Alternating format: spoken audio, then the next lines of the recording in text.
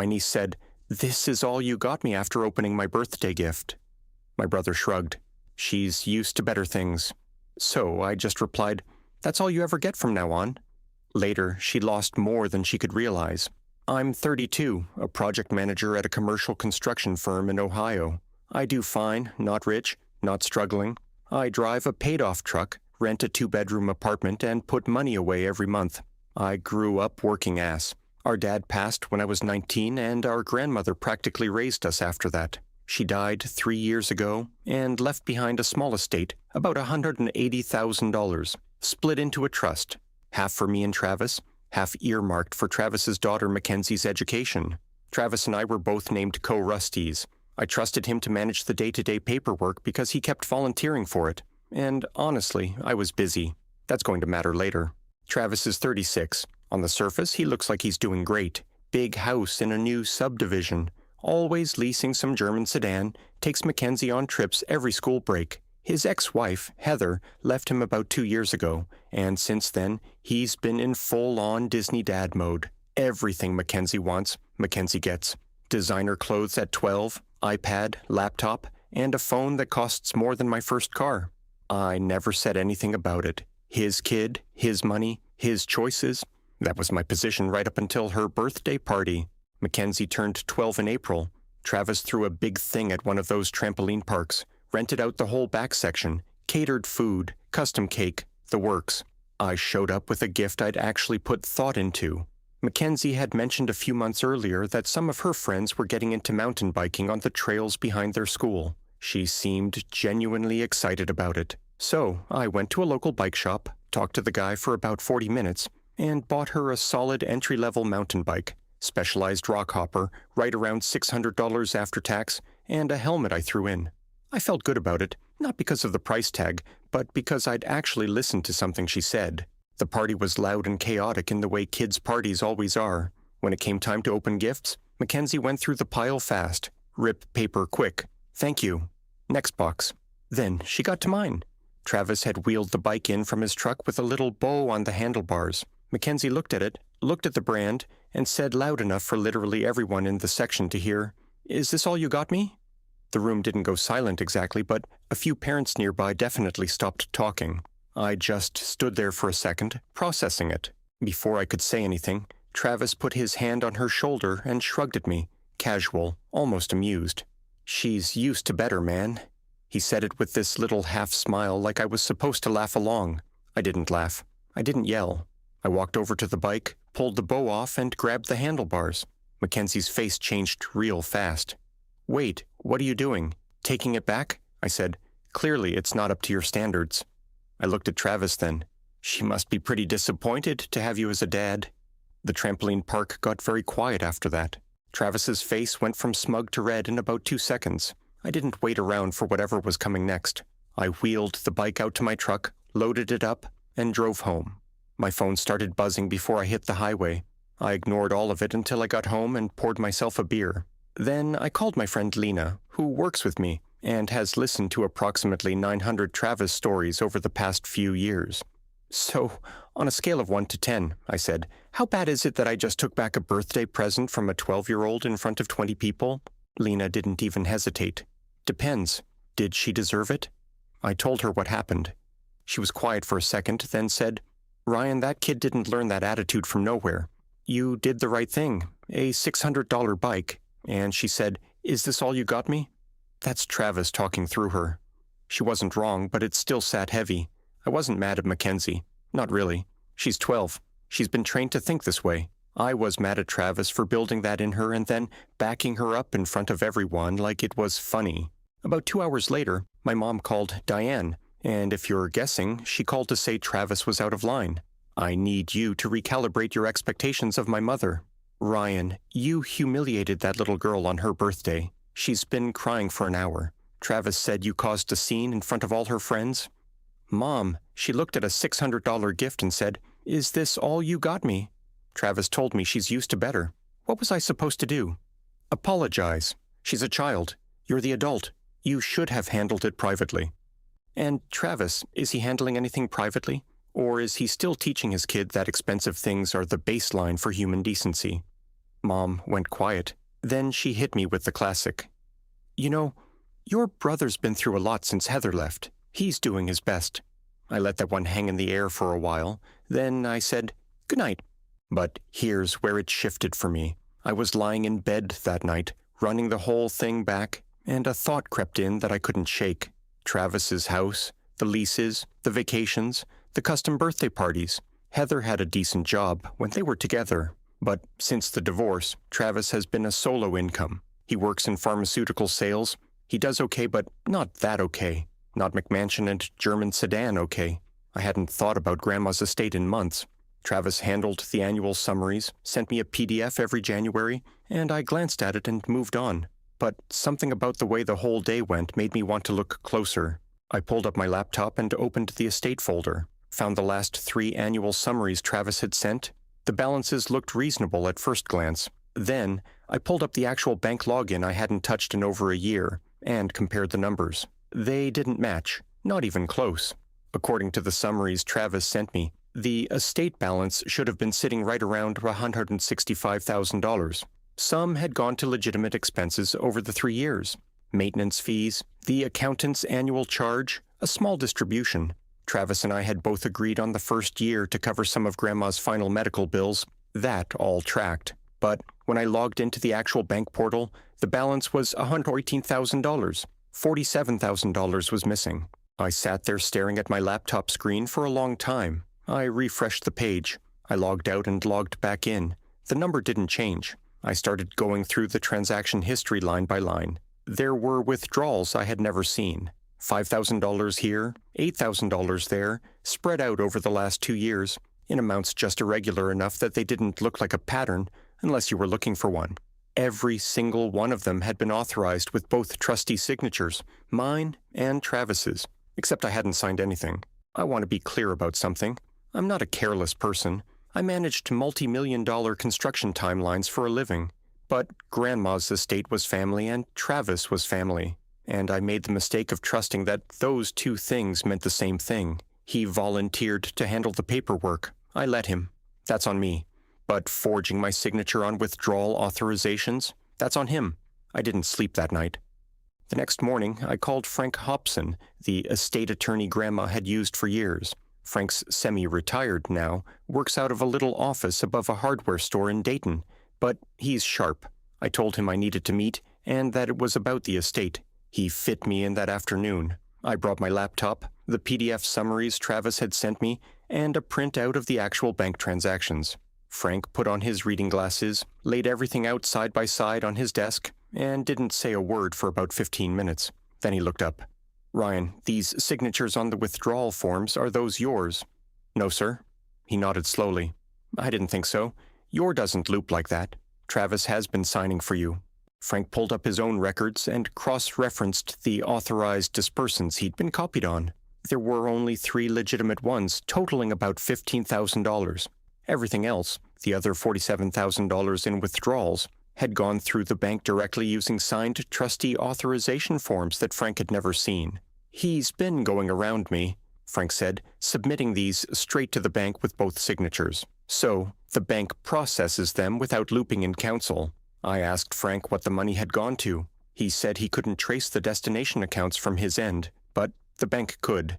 He recommended I request a full audit trail and told me he prepare a formal inquiry letter. Then he said something that stuck with me. You know, your grandmother set this trust up the way she did because she wanted to make sure Mackenzie's education money was protected. Half of what's in that account is for that little girl's future. If Travis has been pulling from the whole pool, he hasn't just been stealing from you, he's been stealing from his own daughter. That hit different. I drove home and sat in my truck in the parking lot for a while. I was angry, obviously, but I was also doing the thing I always do, which is running scenarios. If I confronted Travis now, he'd deny it, spin some story, maybe even convince Mom that I was the one being unreasonable. I'd seen that movie before. I needed documentation before I made a move. 2 days later, Travis called me. Not about the estate, about the birthday party. Hey man, listen, he said, and his voice had that tone, the one where he's about to be magnanimous about something that was entirely his fault. Mackenzie feels really bad about what happened. She wants to apologize. Why don't you come over this weekend? We'll do a little makeup dinner. She can say sorry and we can move past this."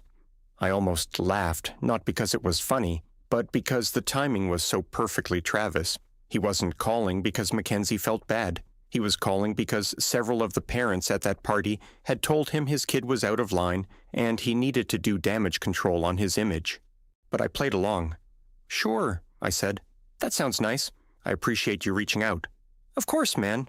We're brothers. Family's everything." Family's everything. He said that to me with $47,000 of forged withdrawals sitting in a bank ledger. I went to the dinner that Saturday. Travis had grilled steaks, poured me a beer before I even sat down, and Mackenzie came out and gave me a little rehearsed apology that I could tell Travis had coached her through. "I'm sorry for what I said, Uncle Ryan. I was really ungrateful, and I should have been more appreciative." She looked at Travis after she finished, like she was waiting for a grade. "Thank you, Mackenzie," I said. "That means a lot." She smiled and went back to her room. Travis leaned back in his chair and said, "See, she's a good kid. She just gets a little caught up sometimes." I nodded, took a sip of my beer, let the silence do its thing. Then Mom showed up. She came through the back door like she'd been invited, which she probably had. She hugged me and said she was glad we were putting this behind us. Classic Diane choreography. The whole evening was a production designed to make me feel like the problem had been resolved, so everyone could go back to pretending everything was fine. At one point I went to the bathroom and passed Travis's home office. The door was open.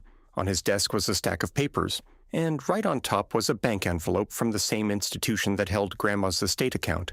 I didn't stop to look, but I made a mental note. Over dinner, Travis brought up a trip he was planning, taking Mackenzie to Hilton Head for a week over the summer. New resort, ocean view suite, the whole package. Mom was gushing about it. That little girl deserves some fun after everything with Heather. I thought about the $47,000. I thought about Mackenzie's education trust being drained to fund resort vacations she wouldn't remember in 5 years. I thought about Grandma sitting at her kitchen table, telling me and Travis that she wanted to make sure we were all taken care of after she was gone. I smiled and said that sounded like a great trip. The following Monday, Frank called me. "Ryan, I pulled the pending transaction queue from the bank. There's a withdrawal request dated last week, $15,000, both trustee signatures. I'm assuming you didn't sign this one either." I had not. $15,000 more. While I was sitting at his dinner table eating steak and listening to him plan a beach vacation, Frank said, "We need to move on this. If that request processes, the account drops below the threshold where Mackenzie's education trust starts getting impacted. He's about to eat into his own daughter's college money." Frank and I moved fast after that call. The first thing he did was contact the bank directly and request an emergency hold on the pending $15,000 withdrawal. As co-roostee, I had the authority to flag a transaction for review, and Frank drafted the formal dispute letter that same afternoon.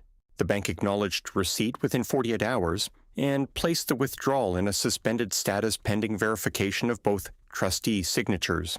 In normal language, that meant someone at the bank was going to actually look at my signature on that form and compare it to my signature on file. For the first time in 2 years, someone other than Travis was going to check the paperwork. Frank also requested a complete audit package from the bank. Every withdrawal authorization form submitted against the estate account since Grandma's death. I told me it would take about 2 weeks to compile. In the meantime, he said the smartest thing I could do was act completely normal. "Don't tip him off," Frank said.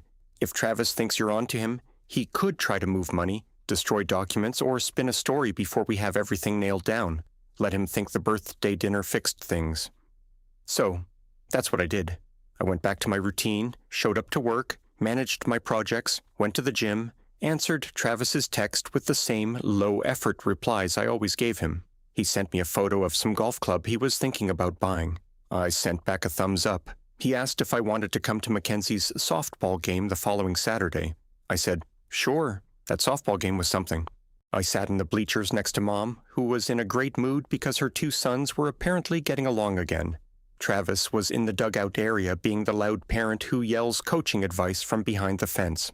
Mackenzie played shortstop, and she was actually pretty decent. Quick hands, good throw. During a break between innings, Travis came up and sat next to me. "Hey, I've been thinking," he said. "Mackenzie's going into 7th grade next year. I want to start looking at some of those private middle schools, the ones with good STEM programs. I think it'd be good for her." "Yeah, those aren't cheap." "No, but that's kind of what Grandma's education fund is for, right?" He said it casually, like he was commenting on the weather. I took a sip of my water and kept my eyes on the field. "I guess it is." I was thinking maybe I'd pull some of that money out this summer, get the application fees covered, maybe put down a deposit. What do you think? What I thought was that he was sitting next to the person whose signature he'd been forging for 2 years, casually asking permission to take more money. The audacity was almost impressive. "Let's talk to Frank about it," I said. "Make sure we do it by the book." Travis hesitated for just a second. "Yeah, sure, of course." He changed the subject after that, asked me about a job site I was running. I gave him some boring details and he pretended to be interested, normal brother stuff on the surface beneath it. I was counting days until the audit package came through. My friend Lena noticed I was distracted at work that week. We were reviewing a subcontractor bid together, and I kept losing my place in the spreadsheet. She closed her laptop and looked at me. "All right, what's going on?" I told her everything. The forged signatures, the $47,000, the pending withdrawal, Frank's investigation. Lena's face went through about 6 different expressions in 30 seconds. "Ryan, that's not a family dispute. That's fraud. Like actual, take it to a prosecutor fraud." "I know." "Are you going to press charges?" "I don't know yet. I want to see the full picture first." She leaned back in her chair. "You're being way calmer about this than I would be." "I'm not calm. I'm just not ready to blow it up until I have everything documented. If I go at Travis half-armed, he'll find a way to twist it. He always does." 2 weeks later, Frank called me into his office. The audit package had arrived. He'd spread it across his entire conference table, every withdrawal form organized chronologically. He'd already gone through each one. 12 unauthorized withdrawals over 26 months, he said. Total $58,400. Every one of them bears your signature, and every one of them is forged. I had a handwriting analyst take a preliminary look. She said she'd testify if it came to that, but honestly, it's not even subtle. Travis is right-handed, and you're left-handed. The slant is wrong on every single one. I looked at the forms laid out on the table, my name written by my brother's hand 12 times, each one a little theft, wrapped into paperwork and trust. Frank had also traced where the money went. 8 of the 12 withdrawals were transferred to Travis's personal checking account. The other 4 went to a credit card payment account. Frank pulled the credit card statements through a subpoena authorization he'd filed with the estate court. The charges were exactly what you'd think. Resort bookings, a car lease payment, furniture for the house, a $200 charge at a jewelry store. "He's been funding his lifestyle with your grandmother's estate," Frank said, "and about $22,000 of what he took came from the education trust allocation. That's Mackenzie's money." I sat there for a while. Part of me had hoped the numbers would be smaller, that maybe Travis had gotten desperate once and made a bad decision, but 12 times over 2 years is not desperation. That's a system. Frank laid out the next steps. He'd file a formal petition with the probate court to have Travis removed as co-rustee based on breach of fiduciary duty. He'd include the forged documents, the handwriting analysis, and the bank's own internal review, which had confirmed the signature discrepancies independently. Once the court approved the removal, I'd become sole trustee with full authority over the remaining funds. "What about criminal charges?" I asked. "That's your call. The forgery alone is a felony in Ohio, but if you go criminal, this becomes public, messy, and long. If you go the civil route, you can get him removed, get a repayment order, and keep it between you and the court." I told Frank I'd think about it. I wasn't trying to send my brother to prison. I was trying to protect what Grandma left behind. Over the next few days, I kept up the act. Travis texted me about his Hilton Head trip, sent pictures of the resort website, asked if I wanted to come along. I said I had too much going on at work. He said, "No worries, maybe next time." Mom invited me to Sunday dinner. I went. Travis was there with Mackenzie, who showed me a project she'd done for science class. It was actually good. She built a working model of a waterhead system using plastic bins and gravel. I told her it was impressive, and I meant it. She looked surprised, like genuine praise was something she didn't get very often. After dinner, Travis pulled me aside in the kitchen. "Hey, Did you ever follow up with Frank about the education fund withdrawal? He's looking into the process, I said. You know Frank, he's thorough. Yeah, he is. Travis paused. Everything good with the account? I looked at him. Why, do you ask? No reason, just checking. He didn't mention the $15,000 withdrawal that had been frozen, which meant either he hadn't noticed yet or he'd noticed, and was trying to figure out why it didn't go through without asking directly. I finished my coffee, said goodnight to Mom, waved to Mackenzie, and drove home. Frank filed the petition on a Tuesday morning. Travis would be served by the end of the week. The last thing Travis texted me that night was a link to a funny video of a dog on a skateboard. I sent back a laughing emoji. 3 days later, he stopped laughing. I was at work when it happened, sitting in a trailer on a job site going over concrete specs with my foreman, when my phone buzzed, then buzzed again, then started ringing. Travis, 3 missed calls in 2 minutes. I let it ring, went back to the specs. My foreman gave me a look. You going to get that? Nah, it can wait. It could not, apparently. Wait. Travis called 4 more times over this next hour. Then the text started. Call me Ryan. I need to talk to you right now. What the hell is going on with Grandma's estate? Some lawyer just showed up at my house. I waited until my lunch break to call him back, sat in my truck with the windows down and dialed. He picked up before the first ring finished. Ryan, what is this? His voice was tight, not angry yet, scared. Some guy just served me papers at my front door in front of Mackenzie. It says I'm being removed as trustee. It says there's a fraud investigation. What is this? It's exactly what it says. Travis, what are you talking about? I haven't done anything. I let the silence stretch for a few seconds. Then I said, 12 withdrawals, $58, $400. My signature forged on every single one. You want to keep telling me you haven't done anything? Nothing. Dead air for probably 10 seconds. Ryan, listen to me. I can explain. Go ahead. Some of those withdrawals were for legitimate expenses, maintenance fees, stuff Frank would have approved anyway. I just didn't want to bother you with the paperwork every time. Travis, you forged my signature. I didn't forge anything. I signed on your behalf. You gave me authority to handle the account. Co-trustee authority doesn't mean you can sign my name on withdrawal forms. Frank has the originals. The bank has confirmed the signatures don't match. A handwriting analyst has already reviewed them. More silence. I could hear him breathing. Then the tone shifted. So what? You're going to come after me? Your own brother? Over some paperwork? Over $58,000 that you stole from Grandma's estate. Over $22,000 that came out of your own daughter's education fund. This isn't paperwork, Travis. This is money you took to fund your lifestyle while you sat across from me at dinner and asked for more. I was going to pay it back. When he didn't have an answer for that. I needed the money. Ryan, you don't understand.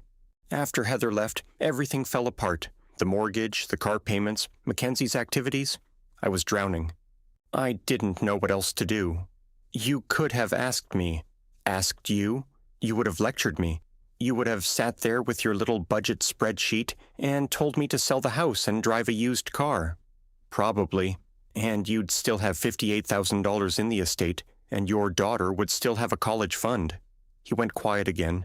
When he spoke next, his voice had changed, harder. You know what? Fine. You want to play it this way? Go ahead. But don't think you're some kind of hero here. You're doing this because you're still mad about the birthday party. This is about the bike. This is about the money, Travis. No, it's not. It's about control. It's always been about control with you. You've always resented me. You've always resented that Mackenzie loves me more than she loves you, that Mom supports me, that I have a family and you don't. I almost bid on that but I've known Travis my whole life, and I know what he does when he's cornered. He goes for the personal stuff because he's got nothing else. I'm not doing this with you, I said. The petition is filed. The court will review the evidence and make a decision. If you want to contest it, hire a lawyer. Ryan, don't do this. It's already done. I hung up, sat in my truck for a while. My hands were shaking a little, which I wasn't expecting. I'd planned for the conversation, rehearsed it even, but hearing my brother's voice go from scared to angry to desperate in the span of 5 minutes was something else. It's easy to be strategic when it's paperwork and phone calls. It's harder when it's a real person who sounds like the kid you grew up sharing a room with. Lena found me in the break room later that afternoon, staring at a vending machine like it owed me answers. "You look like garbage," she said helpfully. "Travis got served this morning." She sat down across from me. "How do you take it?" "About how you'd expect. Denial, excuses. Then he told me I was doing this because I'm jealous of his life." Lena made a sound that wasn't quite a laugh. "Jealous of the guy who forged his brother's signature to pay for a beach vacation." "Yeah, that tracks." She asked if I was okay. I told her I was. I wasn't sure if that was true, but I was at least moving forward, which felt close enough. That evening, Mom called. She'd heard from Travis. "Ryan, please tell me this is a misunderstanding." "It's not, Mom." "He says you're accusing him of stealing from the estate. That can't be right." "It is right. He forged my signature on 12 withdrawal forms and took $58,000. $22,000 of that was Mackenzie's education money." Mom was quiet for a long time. When she finally spoke, her voice was small. "He told me he borrowed some money a long time ago. He said it was just a little, and he was going to put it back." I closed my eyes. "You knew?" "I didn't know the details. He just said he needed a little help and the estate money was sitting there. I told him to talk to you about it and he said he would." "He didn't talk to me, Mom. He forged my signature." "I didn't know that part, Ryan. I swear I didn't." I believed her, partly because her voice was shaking in a way you can't fake, and partly because this was exactly how Travis operated. Give Mom just enough information to keep her from asking questions, frame it as something small and temporary, and count on her instinct to protect him doing the rest. "Mom, I'm not trying to destroy him, but I can't let this go. Grandma trusted us with that money, both of us, and he treated it like a personal checking account." "What's going to happen to him?" "He'll be removed as trustee. After that, we'll work out how he pays the money back. And if he can't, then he should probably stop planning beach vacations." She didn't have a response to that. We said goodnight. I could tell she was crying when she hung up. The next 10 days were the hardest part. Travis tried everything. He called me twice more, each time with a different strategy. The first call was apologetic, almost tearful, saying he'd made a terrible mistake and he just needed time to make it right. The second call was aggressive, telling me I was tearing the family apart and that Grandma would be ashamed of me. I didn't engage with either one. I told him to communicate through Frank and left it at that.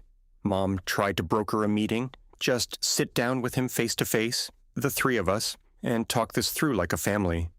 I told her the time for family conversations was before he forged my name, not after. Then, on a Wednesday morning, Frank called me at work. His voice was steady, but there was something underneath it. Satisfaction, maybe? "The bank completed their internal review," he said.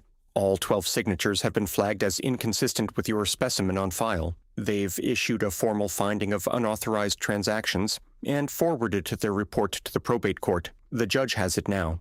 The bank had confirmed it in writing. On the record, 12 forged signatures, $58,400 in unauthorized withdrawals, all documented and delivered to the court that would decide whether Travis kept his name on Grandma's trust. Frank said the judge would schedule a hearing within 2 weeks. I thanked him and hung up. Then I sat at my desk and stared at the wall for a while. It was real now. No more quiet moves, no more playing along at family dinners. The evidence was in front of a judge, and there was no version of this where Travis talked his way out. The hearing was on a Thursday. Frank and I arrived early. The probate courtroom was small, quiet, nothing like what you see on TV. Just a judge, a clerk, a few rows of wooden chairs, and fluorescent lighting that made everyone look slightly ill. Travis showed up with a lawyer I didn't recognize, some guy in a gray suit who looked like he'd been briefed on the case about 45 minutes ago.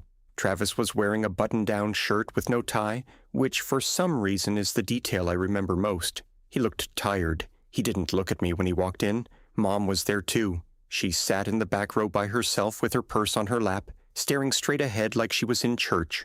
Frank presented the case clearly and without drama of unauthorized withdrawals totaling $400. Forged co-Rusty signatures on each authorization form, bank verification confirming the signatures were inconsistent with the specimen on file. A preliminary handwriting analysis, credit card, and bank statements showing the funds were used for personal expenses. A breakdown showing that $22,000 of the withdrawn amount came from the allocation designated for Mackenzie's education trust. Travis's lawyer tried to argue that Travis had acted in good faith as co-Rusty, and believed he had implicit authorization to manage the account on Ryan's behalf. The judge asked him if implicit authorization included signing someone else's name. The lawyer didn't have a great answer for that. Travis was given the opportunity to speak. He stood up and said he'd made mistakes, that the pressure of being a single father had overwhelmed him, and that he'd always intended to repay the money. He said he loved his grandmother and would never have dishonored her memory intentionally. The judge listened. Then she asked Travis one question. "Mr. Whitfield, on how many occasions did you inform your co-Rusty of these withdrawals before they were made?" Travis looked at the table. "None." "And on how many occasions did you inform the estate attorney?" "None." The judge nodded. She didn't need to hear anything else. She issued her ruling from the bench. Travis was formally removed as co-Rusty of the estate effective immediately. I was appointed sole trustee with full authority over all remaining funds. The court ordered a full accounting of the $400 in unauthorized withdrawals and directed Travis to produce a restitution plan within 60 days. Travis sat down and put his hand over his mouth. His lawyer leaned in and whispered something. Mom hadn't moved from the back row. I could see her shoulders shaking. After the hearing, Frank pulled Travis's lawyer aside in the hallway and made the offer I'd already approved. Full restitution of $50, $400 structured over 5 years at monthly installments, no interest. In exchange, I would not pursue criminal forgery charges, and Travis would sign a voluntary waiver of any future claims to estate distribution. Every dollar he was entitled to from the remaining trust would be redirected to Mackenzie's education fund instead. It wasn't generous. It was practical. Travis going to prison didn't put the money back. A repayment plan did, and rerouting his share to Mackenzie's education fund meant the person who'd been hurt the most by this would at least come out the other side with something. Travis's lawyer called me the next day and said Travis would accept the terms. I wasn't surprised. He didn't have leverage and he knew it. The paperwork was signed the following week. Frank restructured the trust, added protections that should have been there from the beginning, dual signature requirements with independent verification, quarterly audits, and a hard cap on any single disbursement without court approval. I set up Mackenzie's education fund as a separate protected account that nobody, including me, could touch without the bank and Frank's office both signing off. Mom and I didn't talk for about 3 weeks after the hearing. When she finally called, it wasn't to apologize exactly, but it was close. She said she should have asked more questions. She said she'd let herself believe Travis because it was easier than imagining the alternative. She asked me if I hated her. I told her I didn't. I told her I understood why she'd done what she did, but that understanding it and accepting it were different things. I said I loved her and I needed some time. She said, "Okay." Travis didn't contact me for almost 2 months. The first repayment hit the account on schedule, then the second he was making payments, which was more than I'd expected, honestly. The call came on a Sunday evening in September. I almost didn't pick up, but something told me to. "Hey," he said. His voice was quiet, not the Travis I was used to, the one who always sounded like he was about to sell you something. "Hey, I'm not calling to argue or to ask for anything. I wanted to say I'm sorry. Not the version I gave the judge, a real one." I didn't say anything. I let him talk. I got in over my head after Heather left. I couldn't admit that the life I'd built was falling apart, so I covered it up, and the more I covered it up, the deeper the hole got. I told myself I'd pay it back, that it was just temporary, but I never actually made a plan to do that. I just kept taking, and the worst part is, I knew what I was doing. I knew those signatures weren't mine to write. I just kept telling myself it was different because it was family. He paused. I heard him swallow. "Mackenzie asked me last week why she isn't seeing you anymore. I didn't know what to tell her. That's when it really hit me. She lost her uncle because of something I did. That's on me." "Yeah," I said, "it is. I'm not asking you to forgive me. I don't think I've earned that, but I wanted you to hear me say it. I was wrong. All of it." I sat with that for a minute. It was the most honest Travis had been with me in years, maybe ever. "I appreciate you saying that." I said, "I mean it, but I'm not ready to just go back to normal. Trust isn't something you rebuild with one phone call." "I know. Make your payments. Take care of Mackenzie. Stop trying to look rich and start actually being stable. That's what she needs from you." "I know," he said again. Quieter this time. We hung up. I didn't feel great afterward, but I felt something shift. Not forgiveness. Not yet. Maybe just the very first crack in the wall. Mackenzie reached out to me in October. She texted me, which was new. She'd never texted me directly before. "Hi, Uncle Ryan. Dad said I should give you some space, but I miss hanging out. Can we get ice cream sometime?" I stared at that message for a long time. 12 years old, and she's texting her arranged uncle asking for ice cream because her dad blew up the family. None of this was her fault. Not the birthday party, not the entitlement, not the fact that the money meant for her future had been spent on resort vacations she'd never remember. I texted back, "Yeah, Mackenzie, I'd like that." We went the following Saturday. She ordered cookie dough and a waffle cone and told me about her softball team and the book she was reading for English. She didn't mention the birthday party or the bike or any of the family stuff. She was just a kid eating ice cream and talking to her uncle.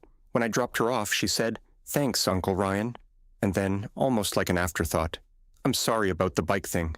I was being a brat." "Yeah, you were," I said, "but you're 12. That's kind of the job description." She laughed. First real laugh I'd heard from her in a long time. I went home, poured myself a coffee, and sat on my porch. The air was getting cold, and the trees across the street were turning. It had been about 6 months since the birthday party, 6 months since a $600 bike cracked open something that had been rotting underneath my family for years. I'm not going to pretend everything is great. Travis and I are civil but distant. Mom calls me every week and I pick up most of the time. Mackenzie and I get ice cream about twice a month now, and I've started going to her softball games again. I'm rebuilding those relationships on my terms, at my pace, with actual boundaries for the first time in my life. The estate is secure. Mackenzie's education fund is protected. Travis's 3 payments in and on track. Grandma's money is going to do what she wanted it to do. Last weekend, I drove out to the cemetery and sat by Grandma's headstone for a while. I told her the trust was safe and that Mackenzie was doing well. I told her I was sorry it took me so long to pay attention. The wind picked up and a few leaves blew across the grass. I know that's not a sign or anything. It's just October.